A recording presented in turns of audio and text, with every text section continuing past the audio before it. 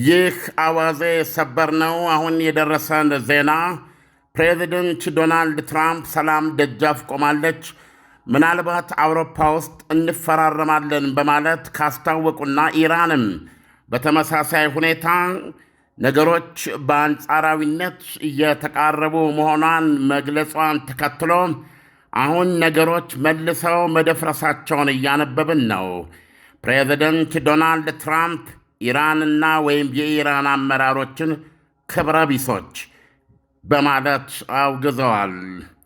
አንድ ከፍተኛ የዶናልድ ትራምፕ አስተዳደር ባለሥልጣን ንዴት በቀላቀለ መንገድ ሁለቱ አገሮች ተስማሙበት ያሉትን የመግባቢያ ሰነድ ዝርዝር አውጥተዋል። ኢራኖች ያወጡትና ዋሽንግተን ያወጣችው ዓይንና ናጫ ባይባል እንኳ አራምባና ቆቦ ናቸው ማለት ግን ይቻላል። ኢራኖች በመገናኛ ብዙሃናቸው ሲለቁ የዋሉት የመግባቢያ ሰነዱ ጭብጦች ወይም አንቀጾች ለምሳሌ ያክል በኒውክሌሩ ጉዳይ ላይ የመግባቢያ ስምምነቱ ከተፈረመ በኋላ በሚኖረው 60 የመደራደሪያ ቀን ውስጥ የሚበየን ይሆናል የሚል ነው። ታዲያ አንድ ነገር ግልጽ አድርገዋል። የኒውክሌሩ ጉዳይ ውይይት የሚደረግበት ኢራን ኒውክሌር የማበልጸግ መብቷን ግምት ውስጥ ባስገባ ማዕቀፍ ውስጥ ነው ይላል። ኢራኖች ያቀረቡት ማለት ነው። ሌላው 60 በመቶ የበለጸገው 440 ኪሎ ግራም 1011 ኒውክሌር ቦምብ ለመስራት አንድ አፍታ ለቀናት ወይም ለሳምንታት ወደ 90 በመቶ ከበለጸገ ኢራን ኒውክሌር ታጠቀች ማለት ይሆናል የተባለለት የበለጸገ ዩራኒየም ጉዳይ በመግባቢያ ሰነዱ ላይ የለም። የውሾን ነገር ያነሳ ውሾ ይሁን። የታለ ለሚለው ጥያቄ ምናልባት በ60 ቀናቱ ውይይት ውስጥ ይነሳል። እሱም በሂደት የሚደረስበት ስምምነት ላይደረስ ይችላል ማለት ነው። በኢራኖች መንገድ ነው ምነግርህ ኢሳያስ። ይህ ኢራኖች ያስቀመጡት የመግባቢያ ሰነድ በኢራን መገናኛ ብዙሃን በሰፊው የተናፈሰ ነው እና ይላል በግልጽ ቋንቋ በማያሻማ ሁኔታ የተጋትሮ ተራዳ የሚባለው ሺአዊ ግንባር ወይም የሄዝቦላ እንዲሁም ሐውቲዎች፣ ሐማስ እንደዚሁም ሌሎቹ የኢራቅ ደጋፊ ኢራን ሚሊሻዎች ጋር የኢራን አገዛዝ ያለው ትስስር እና በዚህ ትስስር መሠረት የሚያደርገው የጦር መሳሪያ እገዛ፣ የቴክኖሎጂ ልውውጥ፣ እነዚህ በዋነኛነት ሁለቱ አገሮች አሜሪካና ኢራን ጦርነት እንዲገቡ መነሻ የሆኑ ናቸው። የሚሳኤል ብርቱም እንዳለ። ነገር ግን በኢራን በኩል የወጣው የመግባቢያ ስምምነት ሁለቱን ነገሮች ነጥሎ ፈጽሞ ያልተነሱ የማይነሱ ጉዳዮች ብሎ አስቀምጧቸዋል። አሁን የዶናልድ ትራምፕ ከፍተኛ ባለሥልጣን የለም የተደራደርነው ይሄ ነው። እንዴት አይነት ክብረ ቢስ ሰዎች ናቸው አስብሏቸዋል ዶናልድ ትራምፕን። ግሩም መኖሪያ፣ ግሩም ሐሳብ ከድሪም ቢልደርስ ሪል ስቴት። እነሆ በ10 በመቶ ቅድመ ክፍያና በ50 በመቶ የባንክ ብድር ለጠራ ለኮራ መኖሪያ ቤት የሚበቁበት አሰራር ዘርግተናል። ድሪም ቢልደርስ ሪል ስቴት ቤቶቹ ከ1 እስከ 3 ባለመኝታ ቤቶች ሲሆኑ ከ7 በመቶ እስከ 30 በመቶ ቅናሽ ተደርጎላቸዋል።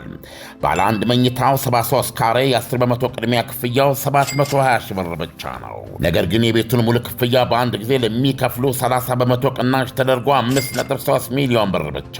ባለ ሁለት መኝታ 106 ካሬ 1 ሚሊዮን ቅድመ ክፍያ ሙሉ ክፍያውን 100% በአንድ ጊዜ ለሚከፍሉ ከ30 በመቶ ቅናሽ በኋላ 7.7 ሚሊዮን ብር ብቻ።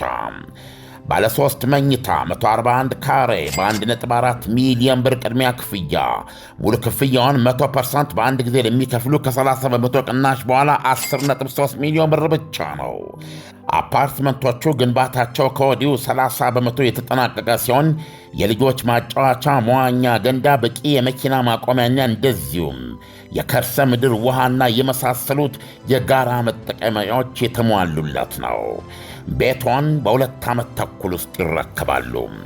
ማንኛውንም አስፈላጊ መረጃዎች አግኝተው ለመወሰን የሚያበቃ መረዳት እንዲኖረው በስክሪኑ ላይ በሚታየው ስልክ ቁጥር አሁኑን ይደውሉ። ድሪም ቢልደርስ ሪል ስቴት። ምንድነው መሰለ የሚለው ኒውክሌር ማቴሪያል ዊል ቢ ዲስትሮይድ ኤንድ ሪሙቭድ ይላል ኢሳያስ። ይሄ አሜሪካኖች ኢራኖች እጅም አለ እዚህ ላይ ነው የተስማማ ነው ወደ ጄኔቭ ሄደን የምንፈራረመውን ብለው በደስታ ጮቤ ሲረግጡ ሃሌሉያ ሲዘምሩ የዋሉበት ስምምነት ነው ኢሳያስ። እና ምን ይላል? ኒውክሌር ማቴሪያል ዊል ቢ ዲስትሮይድ ኤንድ ሪሙቭድ። ያ የ60 በመቶ የበለጸገ ዩራኒየም 440 ኪሎ ግራሙ ይወድማል። መውደም ብቻ ሳይሆን መጀመሪያ ከኢራን ግዛት ይወጣል የሚል ነው። ሁለተኛ ኢራንስ ኒውክሌር ፕሮግራም ዊል ቢ ዲስማንትልድ። የኢራን የኒውክሌር ፕሮግራም ማብላያ፣ ማበልጸጊያ ወዘተ ይነቃቀላል ይላል። ይልና and no Iran funding of terrorist groups ይላል።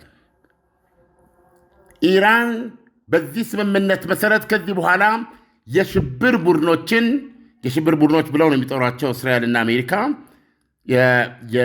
ይሄ የሺአ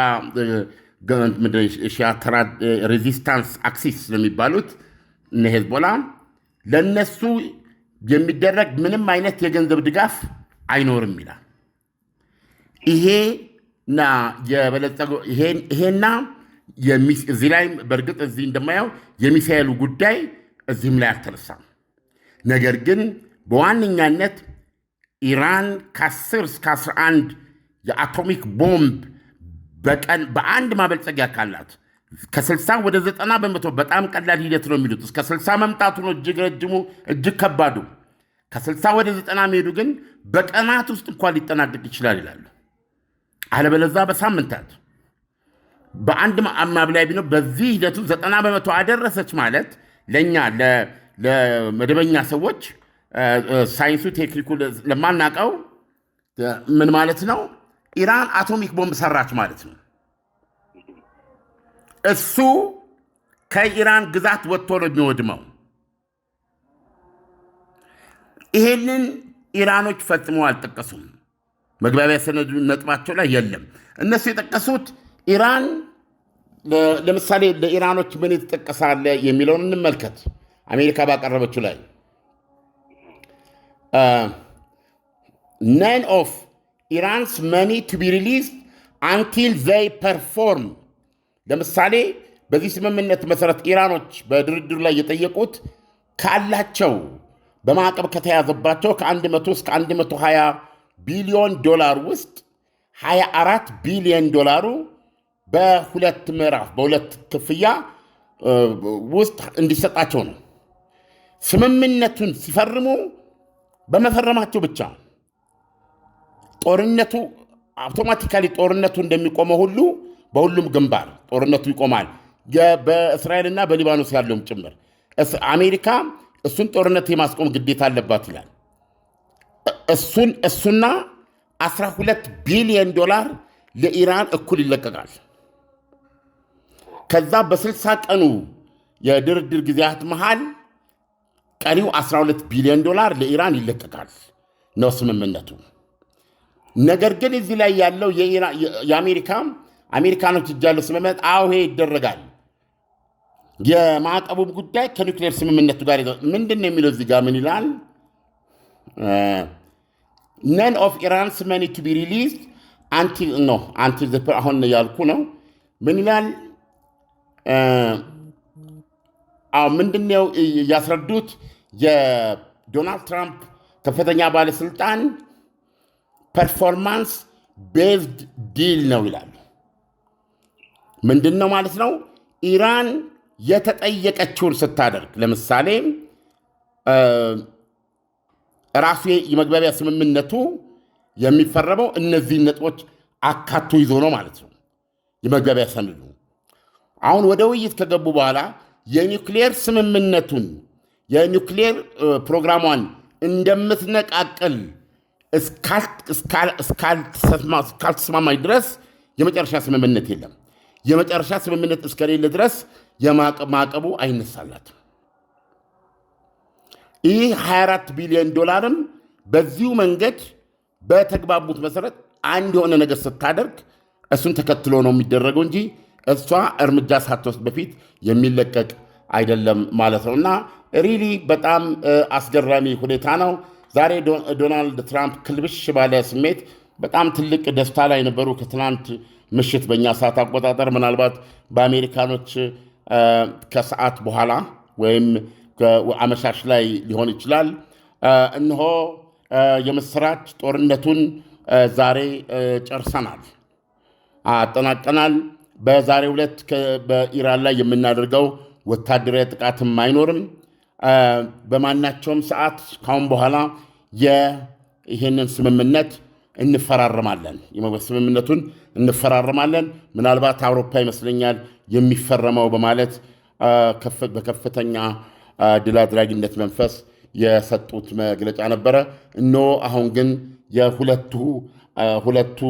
በሁለቱ ሀገሮች መካከል ደረስን የሚሉት ስምምነት ሀራምባና ቆቦ ሆኗል። ኢሳያስ ዓለም እጅግ በጣም የሚገርም ውሳኔ ነው፣ የኢራን ውሳኔ ማለት ይቻላል። አሁን የዶናልድ ትራምፕን ደስታ አይተን አሁን በዚህ መንገድ ደስታቸውን ማጣታቸው ወደ በለጠ እልህና ቁጣ ውስጥ አይከቷቸውም ወይ ነው? እያንዳንዷ ቀን ለኢራን ዋጋ አላት። አሁን ለምሳሌ የትናንትና ምሽት ከፍተኛ ምት ኢራን ላይ ይደርሳል ተብሎ ይጠበቅ ነበር። የትናንትናው ምሽት ዱላ ማስቀረት እንደ አንድ ግብ ተቆጥሮ ነው ወይ? ለምንድን ነው እንደዚህ አይነት ነገሮች የሚከሰቱት? ዓለም ከዚህ አንጻር የኢራንን ይፋ ምላሽ እንግዲህ የይፋ ባለስልጣኖች ናቸው ከሚባሉት ለመስማት በጣም ነው የምጓጓው። ነገር ግን እየሆነ ያለው ነገር የጀርመኑ ቻንስለር ሜርዝ ያሉትን ነው የሚያስታውሰውና ኢራኖች አሜሪካንን አዋርዷት ያሉትን ነገር ነው የሚያመጣው። በጣም አስቸጋሪ ነው። ዶናልድ ትራምፕ ግን ዛሬ በጻፉት በማህበራዊ ሚዲያ አምዳቸው ላይ ምንድን ያሉት? the terms that Iran leaked out to the fake news have nothing to do with the terms that we agreed to in writing. ኢራን ለቁጩ ዜና አውታሮች ምንድነው የሰጠቻቸው መረጃ በጽሁፍ በተጨባጭ ከተስማማ ነው ጋር አብሮ አይሄድም ነው ያሉት። ስለዚህ እንግዲህ የኢራን ሚዲያዎች አብዛኛዎቹ መንግስታዊ ናቸው፣ የከፊል መንግስታዊ ናቸው። ስለዚህ የመንግስት ልሳን ናቸው። ስለዚህ እነሱ የተናገሩት የመንግስትን አቋም የማያንጸባርቅ ነው ማለትም ከሆነ መንግስት በሀገሩ ሚዲያዎች የተሰራጨውን አስተባብሎ የለም ነገሩ አሜሪካ እንዳለችው ወይም እዛ ላይ እንደሰፈረው ነው እንጂ እኛ እንዲህ አይነት መረጃ አልሰጠንም ብሎ ካስተባበለ አንድ ነገር ነው። አለበለዛ ግን ይሄ ጦርነት በዚህ መልኩ እየተንዛዛ የሚቀጥል ነው የሚመስለው። ይህ በዚህ እንዳለ ግን በትናንት ምሽት አሜሪካ 2 የኢራን ሰው አልቦች መጣሏን የመከላከያ ባለስልጣን አስታውቀዋል። 2ቱ ሰው አልቦች የተመቱት በሆርሙዝ ሰርጥ ላይ ምሽቱን በመተላለፍ ላይ የነበሩ መርከቦችን እንዲመቱ የተተኮሱ ስለነበሩ ነው። ኢራን እንደምታውቀው ዶናልድ ትራምፕ ከትናንት በስቲያ ያደረጉትን ጥቃት ተከትሎ የሆርሙዝ ሰርጥን ዘግቻለሁ ማለቷ የሚታወቅ ነው። እንግዲህ በዛ መሰረት እነዚህ መርከቦች የሚተላለፉትን ለመምታት የተኮሰችው ሰው አልባን ነው አሜሪካ ያከሸፈችው። ፕሬዚደንት ዶናልድ ትራምፕ በይፋ ኢራን አሁንም መርከቦች ላይ የምታደርገውን ጥቃት ተችተዋል። ምንድነው ይህ የመከላከያ ባለስልጣን ለሲኤንኤን የነገሩት? ኢራን መርከቦቹን ልትመታቸው የሞከረቻቸው መርከቦች ባለፈው ምሽት በሆርሙዝ ሰርጥ በመተላለፍ ላይ የነበሩ ናቸው። የአሜሪካ ኃይሎች እነዚህን አጥፍቶ ጠፊ የኢራን መርከቦች ቀንድበው ጥለዋቸዋል ብለዋል።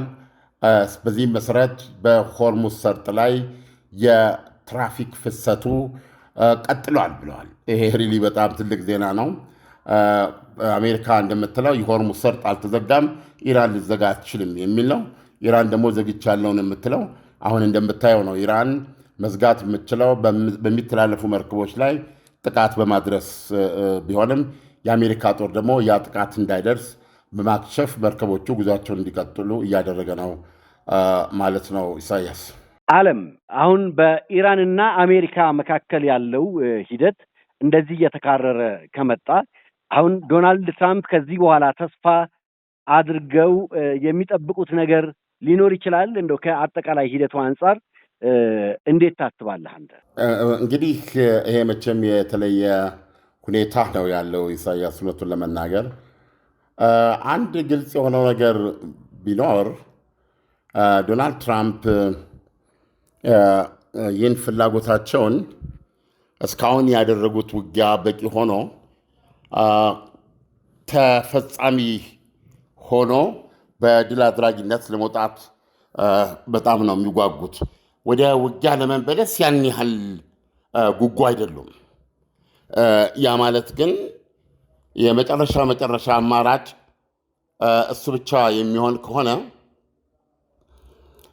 እና እሳቸው ያሉበት የፖለቲካ ሁኔታ፣ የኑሮ ውድነት ሁኔታ፣ የሰበበኛ መዘዘኛ የህዳር ምርጫ፣ እነዚህ ሁሉ ባሉበት ፕሬዚደንቱ የመርህ ጉዳይ ሆኖባቸው የኔ የፖለቲካ ክስረት ወይም ልማት ሳይሆን ይሄ በዘላቂው የአሜሪካ ደህንነት የሚል አቋም ከወሰዱ ምናልባት ካርግ ደሴትንም በመቆጣጠር በእግረኛ ኃይል በመቆጣጠር 90% የኢራንን የነዳጅ ሽያጭ የሚከናወንበት ደሴት ነው። እኛ ተቆጣጥረን የኢራንን ነዳጅ እንደ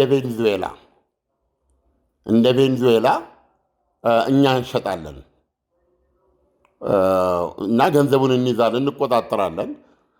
እኛ ባመንነው በመጠነው መጠን ለሀገሪቱ የሚያስፈልጋት ብለን እንሰጣለን አይነት ማለት ነው። ይህም እንግዲህ አገዛዙን ከመጣል ጋር አብሮ የሚሄድ ነው የሚሆነው። ስለዚህ ከዚህ በኋላ ወደ ለየለት ጦርነት ከተመለሱ የግድ መሸናነፍ አለባቸው ማለት ነው ኢሳያስ። የዚህ ጦርነት ችግሩ መሸናነፍ አለመቻል ነው። ስለዚህ ዶናልድ ትራምፕ የቁጥቁጥ ውጊያ ነው እያደረጉ ያሉት፣ በየሳምንቱ እየተመኑ ማለት ነው። እስካሁን የደረሰው ጥቃት ቀጥሎ ሊመጣ የሚችለውን ስለሚያሳይ እና የኢራን መሪዎች ደግሞ ገቢና ወጪውን አመዛዝነውና ሂሳብ አወራርደው ይህን የፈለግኩትን ስምምነት ይሰጡኛል ነው። ስለዚህ አሁን የኢራን መገናኛ ብዙሃን የረጩትና ዶናልድ ትራምፕ ኢራኖችን ወራዶች ዲስኦነረብልስ ነው ያሏቸው እና ባለስልጣኖቹ እንደ እንግዲህ አፈጉባኤ ቋሊባፍ ወይ ደግሞ አርጋቺ ውጭ ጉዳይ ሚኒስትሩ ወይ ራሱ ፕሬዚደንቱ ሊሆኑ ይችላሉ። እነዚህ መገናኛ ብዙሃኑን ያሉትን አረጋግጠው ይሄ ነው አቋማችን። እንግዲህ ልብ አድርግ፣ ዜናውን ስናቀርብ ቆይተናል። እኛ ኢራኖች ኤክሰስ ዲማንድስ እና ኒው ሪኩዌስትስ እያሉ የሚያቀርቧቸው ነገሮች አሉ። እኛ ተስማምተናል፣ ነገር ግን አሜሪካኖች ከልክ በላይ ነው የሚጠይቁት፣ አዳዲስ ጥያቄ ነው ደግሞ አቅርበውብናል ይላሉ። እነዚህ አገላለጾች ምንድነው የዚህ የበለጸገው የዩራኒየም ጉዳይ ስጡኝ የሚለውንና እንደዚሁም የኒውክሌር ፕሮግራማችሁን ጠቅላላ ጠፉ የሚለውን ነው። ስለዚህ እውነቱን ለመናገር እኔ ሚዲያዎቹ ከባለስልጣኖቹ የተለየ ነገር ተናግረዋል ብዬ አላስብም። ባለስልጣኖችም ከዚህ የተለየ ነገር ይላሉ ብዬ አላስብም። በጣም ምንጓጓለት ዜና ነው። ምሽቱን የምንመልስበት ዜና ነው የሚሆነው። ነገር ግን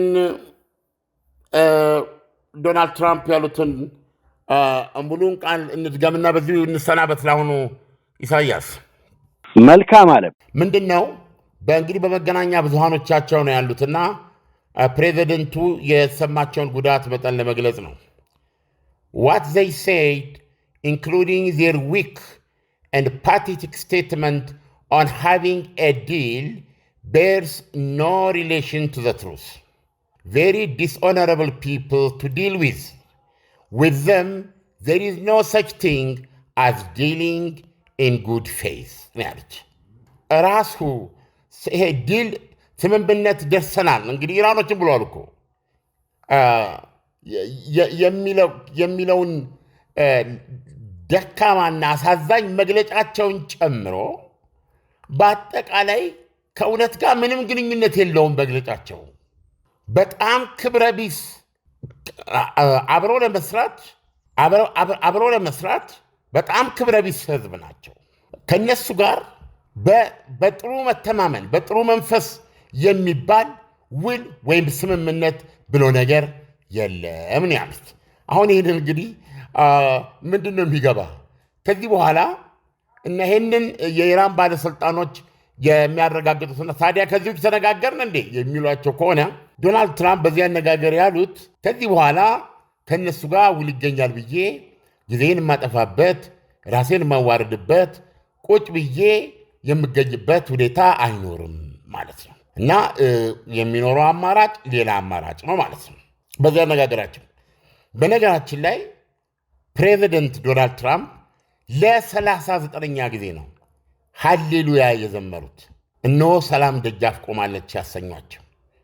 ለካስ አንዳንድ ጊዜ እውነትም የምትልበት ሁኔታ አለ እና ወይም ደግሞ ችግሩ የቱ ጋር እንደሆነ እግዚአብሔር ይወቀው። አድማጮቻችን ጠብቁ።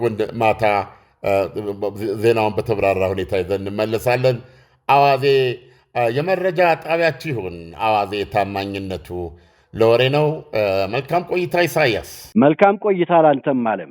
ግሩም መኖሪያ፣ ግሩም ሐሳብ ከድሪም ቢልደርስ ሪል ስቴት እነሆ በ10 በመቶ ቅድመ ክፍያና በ50 በመቶ የባንክ ብድር ለጠራ ለኮራ መኖሪያ ቤት የሚበቁበት አሰራር ዘርግተናል። ድሪም ቢልደርስ ሪል ስቴት ቤቶቹ ከ1 እስከ 3 ባለመኝታ ቤቶች ሲሆኑ ከ7 በመቶ እስከ 30 በመቶ ቅናሽ ተደርጎላቸዋል። ባለ 1 መኝታው 73 ካሬ የ10 በመቶ ቅድሚያ ክፍያው 720 ሺህ ብር ብቻ ነው። ነገር ግን የቤቱን ሙሉ ክፍያ በአንድ ጊዜ ለሚከፍሉ 30 በመቶ ቅናሽ ተደርጎ 5.3 ሚሊዮን ብር ብቻ። ባለ 2 መኝታ 106 ካሬ 1 ሚሊዮን ቅድመ ክፍያ ሙሉ ክፍያውን 100% በአንድ ጊዜ ለሚከፍሉ ከ30 በመቶ ቅናሽ በኋላ 7.7 ሚሊዮን ብር ብቻ። ባለ 3 መኝታ 141 ካሬ በ1.4 ሚሊዮን ብር ቅድሚያ ክፍያ ሙሉ ክፍያውን 100% በአንድ ጊዜ ለሚከፍሉ ከ30 በመቶ ቅናሽ በኋላ 10.3 ሚሊዮን ብር ብቻ ነው። አፓርትመንቶቹ ግንባታቸው ከወዲሁ 30 በመቶ የተጠናቀቀ ሲሆን የልጆች ማጫወቻ፣ መዋኛ ገንዳ፣ በቂ የመኪና ማቆሚያና እንደዚሁም የከርሰ ምድር ውሃና የመሳሰሉት የጋራ መጠቀሚያዎች የተሟሉለት ነው። ቤቶን በ2 ዓመት ተኩል ውስጥ ይረከባሉ። ማንኛውንም አስፈላጊ መረጃዎች አግኝተው ለመወሰን የሚያበቃ መረዳት እንዲኖረው በስክሪኑ ላይ በሚታየው ስልክ ቁጥር አሁኑን ይደውሉ። ድሪም ቢልደርስ ሪል ስቴት